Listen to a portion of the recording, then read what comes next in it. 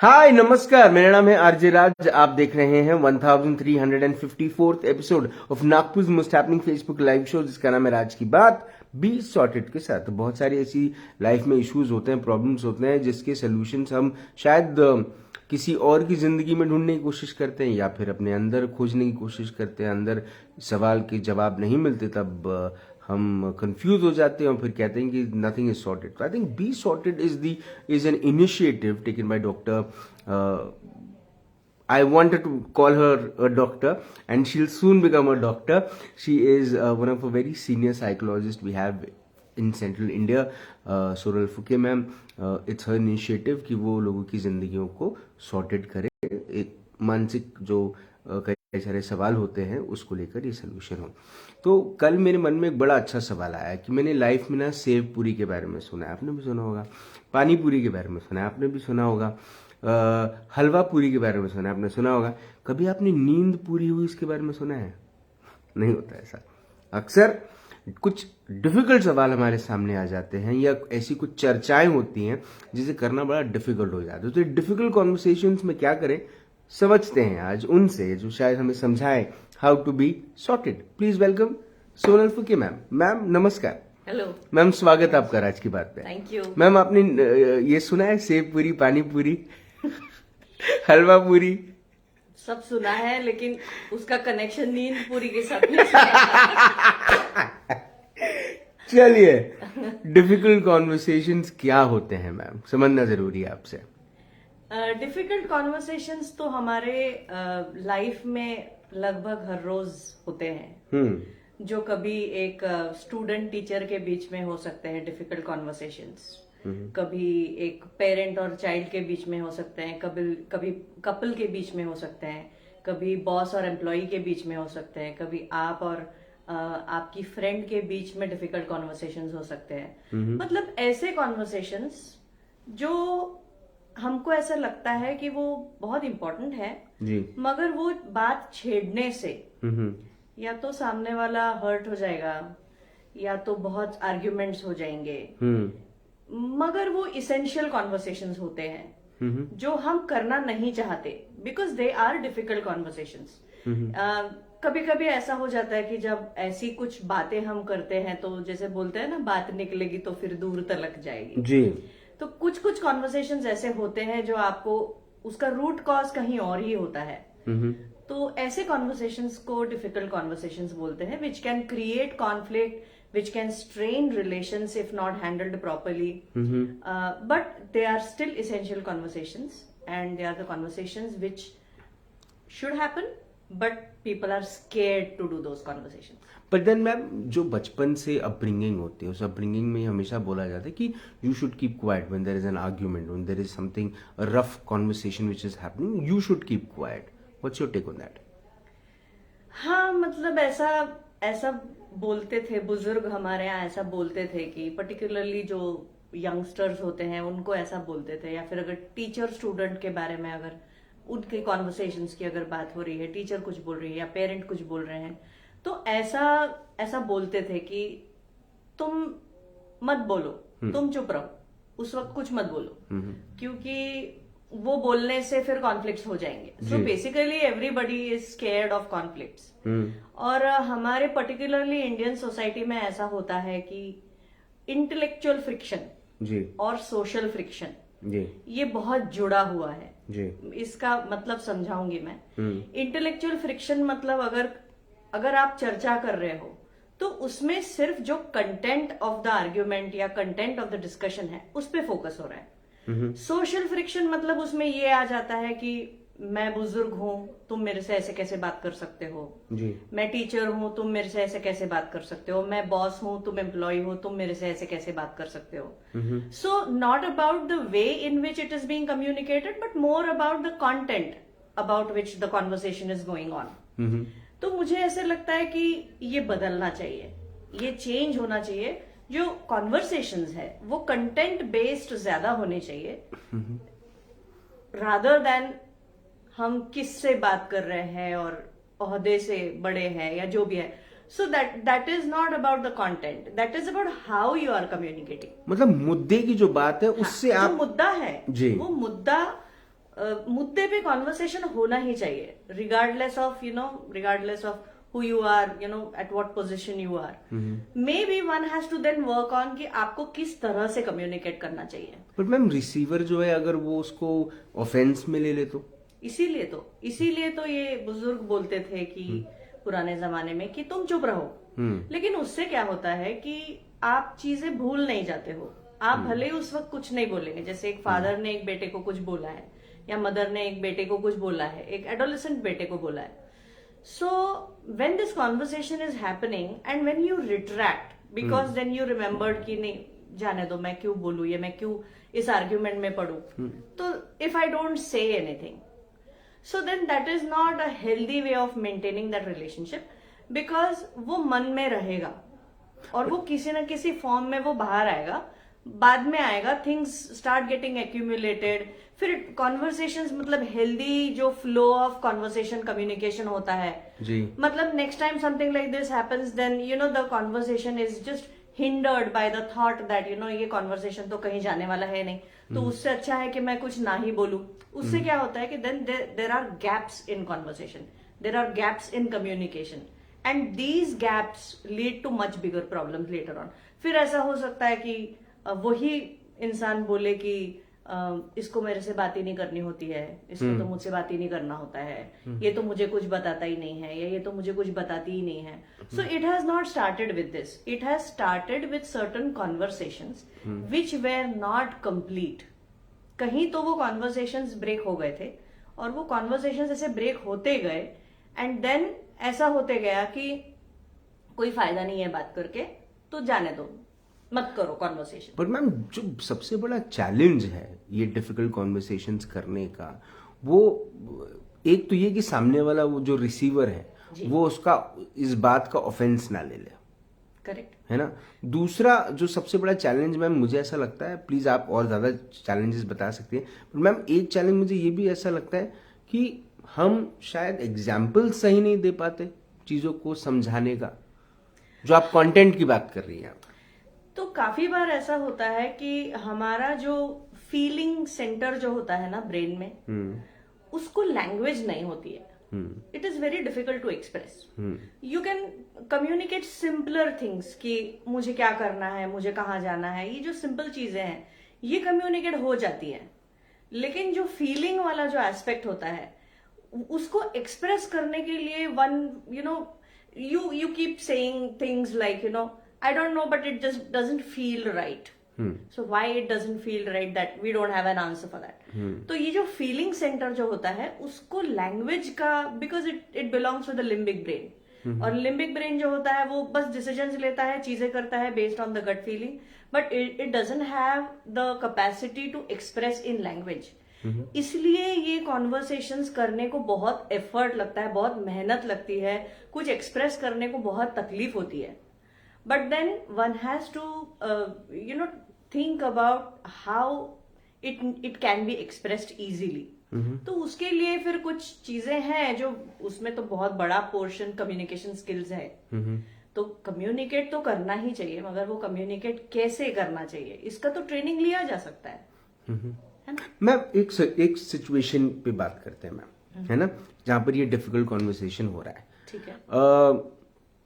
घर का छोटा बेटा, ठीक है, वाइफ, 2 बड़े बच्चे मतलब अब बच्चे बड़े हो गए, लेकिन अपने पेरेंट्स के साथ रहता है 2 बेडरूम हॉल किचन में. ठीक है. अब वो एक और 2 बेडरूम हॉल किचन में शिफ्ट हो रहा है ना. अब बच्चे बड़े हो गए तो वो माँ बाप के साथ नहीं रह सकते अपने और जो घर का बड़ा बेटा, घर का जो बेटा है उसके जो पेरेंट्स हैं, अब उनको भी एक रूम चाहिए जी. जो आदमी है उसके बच्चे जो हैं उसको भी रूम चाहिए, उनको भी रूम चाहिए. और पत्नी रोज क्वारल करती है, रोज झगड़े करती है इस बात को लेकर कि अब I am done with this, now your parents should go to your elder brother and stay. Ma'am ये डिफिकल्ट कॉन्वर्सेशन है. Yes, it is. जहां पे बेटा अपने बच्चों के कंफर्ट के लिए अपने माता पिता के कंफर्ट को कहीं ना कहीं हानि पहुंचाने की बात कर रहा है. उसको दुख इस बात का है कि वो अपने माता पिता से दूर हो जाएगा, लेकिन उसको एक तरफ अपने आप की जो जिम्मेदारी है एक बाप की वो भी निभानी है. करेक्ट. तो ये डिफिकल्ट कॉन्वर्सेशन किस तरह से किया जाए? तो ये जो है ना, इसमें मुझे ऐसा लगता है कि कॉन्वर्सेशंस डिफिकल्ट इसलिए हो जाते हैं क्योंकि हम उसमें बहुत ज्यादा इमोशनैलिटी लाते हैं। हम ऐसी इमोशनैलिटी लाते हैं कि अगर मैंने अपने बच्चे की साइड ली तो इसका मतलब मैं अभी अपने पेरेंट्स की साइड नहीं ले पाऊंगा, मैं उनको हर्ट कर दूंगा। और ये जो पूरी इमोशनैलिटी है, वो इमोशनैलिटी की वजह से ये प्रॉब्लम बहुत कॉम्प्लिकेटेड हो जाता है। पर रिश्ता तो इमोशनल है ना मैम। रिश्ता इमोशनल है, लेकिन यहाँ पर कैसे है कि there is certain objectivity to this. See there are certain facts कि स्पेस रिक्वायरमेंट है, so this is a fact. So if we focus on the facts कि even though I feel very bad about this thing, but still the fact remains that we need a bigger space. True. So then, if we not focus on either to prefer your child or to prefer your parents, मुझे ऐसा लगता है कि इसका एक खुलकर dialogue होना चाहिए, उसमें से थोड़ी सी इमोशनैलिटी कम करके और ऑब्जेक्टिविटी पे फोकस ज्यादा करते हुए कि एक्चुअल सिचुएशन क्या है, फैक्ट्स क्या है। काफी बार ऐसा होता है कि हमारे जो अजम्पशंस होते हैं वो अजम्पशंस इतने हावी हो जाते हैं कि हमको फैक्ट्स ही नहीं दिखते। So rather than focusing on the actual problem क्या है? Space is the problem. Ji. Relations are not a problem. Space is a problem. So if we focus on the space aspect of it and then try to have a communication कि अभी with the growing age of children, their requirements are also higher. They are also growing. So how to find a solution? So if we are solution oriented, ऐसा करने से emotionality को हम थोड़ा कम कर सकते हैं। मैम इमोशनैलिटी को कम करना जरूरी है so that you focus on the actual problem and become a problem solver rather than going into circles in the emotional aspect of the problem. But then ma'am जो बॉन्ड है ma'am, ये थोड़ा सा जो हमारा टॉपिक है उससे थोड़ा सा डिफिकल्ट, मतलब थोड़ा सा रास्ता अलग कर रहा हूँ, लेकिन मैम वापस जाके जुड़ेगा, मुझे पता है। मैम जैसे कोई बेटा अगर अपना करियर बनाना चाहता है, नागपुर के बाहर जाना चाहता है, and he the only child of the parent, ma'am for him it's a very the complete dialogue, it becomes a very difficult conversation कि वो अपने पेरेंट्स को कैसे कन्विंस कराए इस बात को लेकर कि वो बाहर जाएगा और उसका बॉन्ड अपने माता पिता के साथ कम नहीं होगा। ये बहुत जरूरी कॉन्वर्सेशन है और इसमें भी see if you look at it, it has a lot of practicality in it. बच्चा अपने करियर के लिए बाहर जाना मतलब it's a natural thing, it's something which should be done because see we cannot keep our children attach to us for our whole lifes, we have to release them. तो ये बच्चा अगर पेरेंट्स के साथ कॉन्वर्सेशन नहीं करता तो क्या उसने अपने करियर के बारे में सोचना नहीं चाहिए? ऐसा नहीं है, ऐसा नहीं है। Parents also understand that for for the career. Ma'am, for guys it's easy. I think for the girls are the most difficult thing. I don't think it is difficult at all. If you look at the objectivity of it, if you look at a situation in terms of convincing somebody, convincing your parent in a manner that they understand what are the reasons behind your decision. If you are able to fully communicate the reasons behind your decision, मुझे नहीं लगता है कि इतना मुश्किल है parents के लिए समझना, लेकिन वो है कि मतलब हाउ यू कम्युनिकेट। तो इसमें communication skills play a big role in having difficult conversations. तो मैम कम्युनिकेशन स्किल पे काम करना बहुत ज्यादा जरूरी है। बिल्कुल जरूरी है, बिल्कुल जरूरी। कम्युनिकेशन स्किल्स सिर्फ आपको पब्लिक स्पीकिंग के या इंटरव्यू देने के काम में नहीं आते हैं। कम्युनिकेशन स्किल्स आपके डे टू डे लाइफ में एक दूसरे के साथ अच्छी तरह से कम्युनिकेट करने के लिए भी काम में आते हैं, विच इज वेरी इसेंशियल। और मैम ये जो कम्युनिकेशन है इसमें कौन से ऐसे एलिमेंट्स हैं जिसका इस्तेमाल करना चाहिए?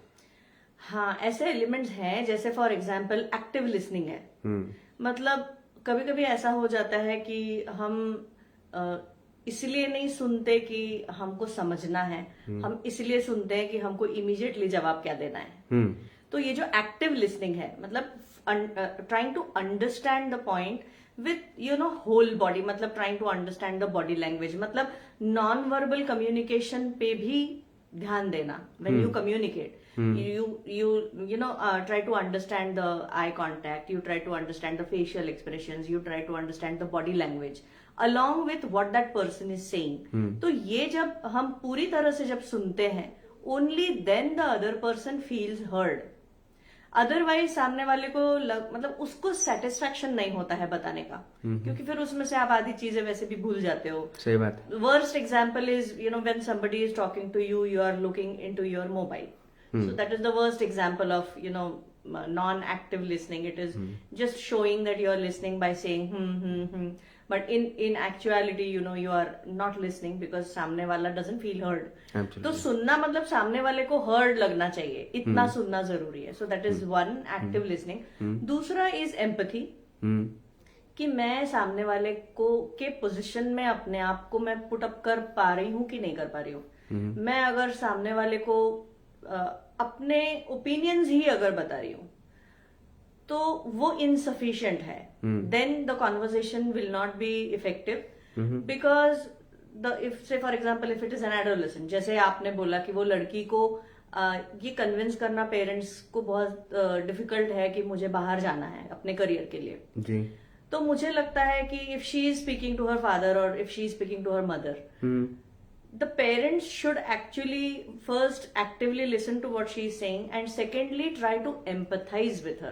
कि अगर मैं तुम्हारी जगह होती और अगर मुझे इस तरह के अपॉर्चुनिटीज मिलते तो मैंने क्या किया होता, और अपने आप को दूसरे के जगह पे रख के मतलब trying to put somebody in somebody's shoes जो बोलते हैं, एक्चुअल एम्पथाइज करना.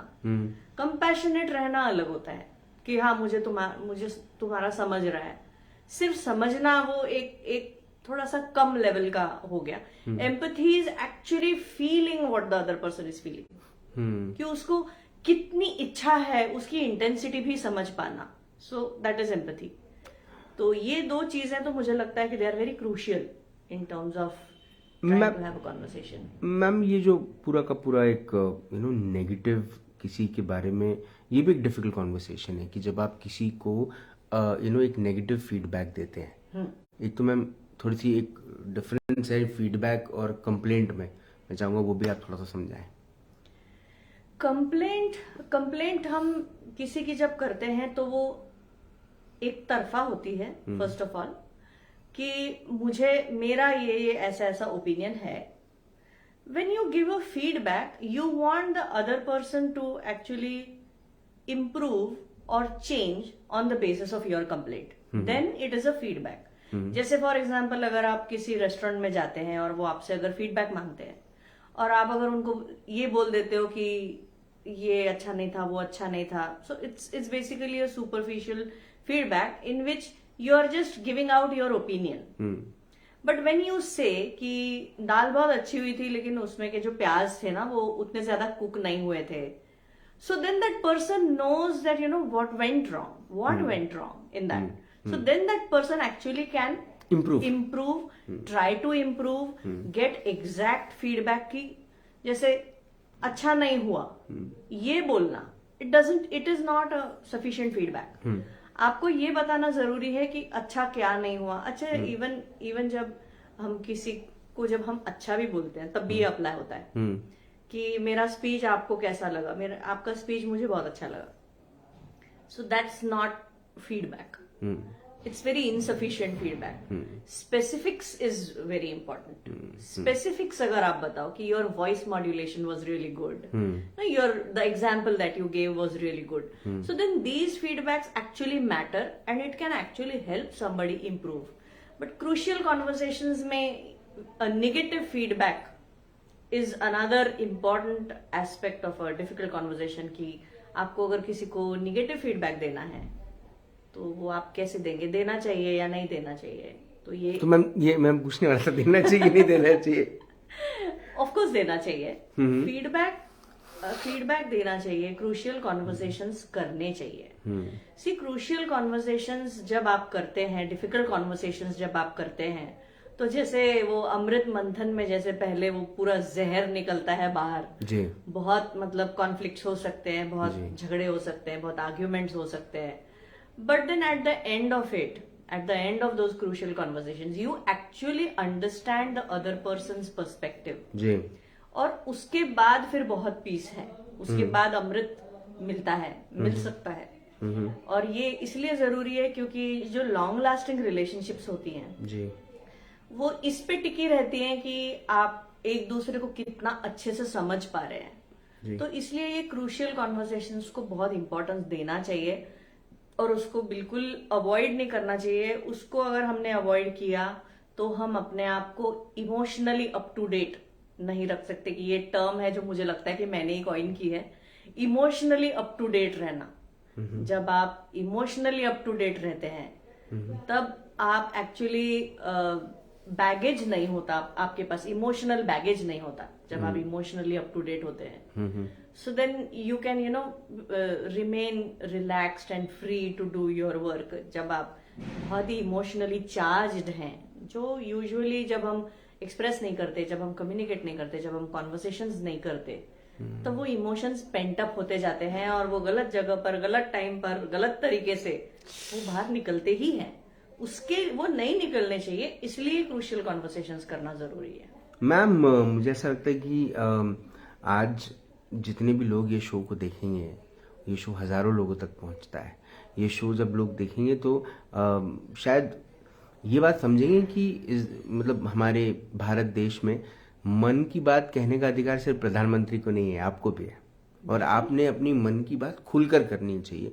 और डिफिकल्ट कॉन्वर्सेशंस, मैम, मुझे ऐसा लगता है कि अगर बहुत पॉजिटिव माइंडसेट के साथ किया जाए तो वो सबके लिए लाभदायक ही होते हैं। पॉजिटिव माइंडसेट के साथ होना चाहिए और उसके अंदर जो इमोशनैलिटी जब आ जाती है तब बहुत ज्यादा, मतलब बहुत एंगर, बहुत रेज, बहुत हाई एक्सप्रेशन आता है। तो वो इमोशनैलिटी को थोड़ा सा कम, मतलब डेलिबरेटली कम करके, प्रैक्टिकल लॉजिक, उसको प्रॉब्लम सॉल्विंग, सॉल्यूशन फाइंडिंग की तरह से अगर हम उसको देखें तो ये conversations can lead to beautiful relationships which everybody deserves. and everybody has also a right to be sorted. Absolutely.